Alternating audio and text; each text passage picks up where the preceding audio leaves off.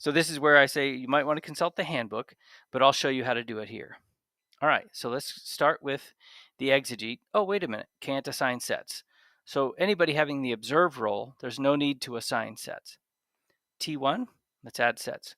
According to my instructions, we'll give them set 9 to translate and set 6 to peer review. So translate, add sets, find set 6, assign, voila, done. Now for peer review, right, they're going to peer review the other team's sets. So if I add sets here, notice, oops, I think I got it wrong, didn't I? Oh, that's right. I'm going to go back. T1 is translating not set 6. So let's unassign that and add set 9. I was just testing you. Okay, set 9 is assigned. There we go. Close. Now set 6 for peer review, right?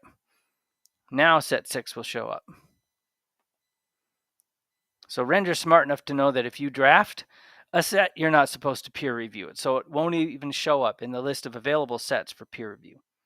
All right, so now I've got to go to these other rules, adding set 9 for T1.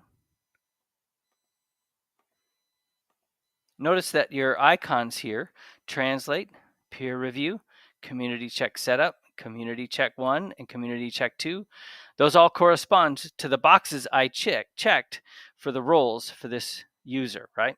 That's why these icons are showing up like this. And again, notice the colors. Yellow means this is work you must do. Blue is optional. I could go back to users. So Render knows that there's still sets to be assigned to each of these roles, and that's why they're yellow. Only when all sets are assigned completely will these icons turn, I guess, blue. All right, so I'm going to go back to users. T1's done. Let's assign sets for T2. T2 is going to translate set 6.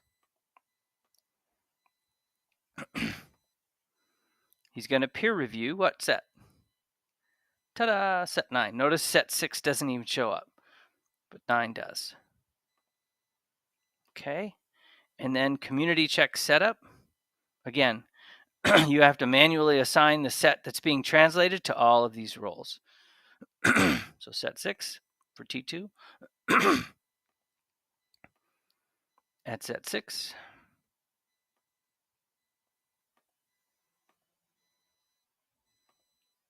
And to the last one. Set 6. All right, so I think we're done. We've got all of our assignments for T1 and T2 for this homework assignment. Now the back translator. Okay, we've turned on both styles, so we have to assign sets to both styles. All right, another trick question. Which sets in the scope should be assigned to the back translator?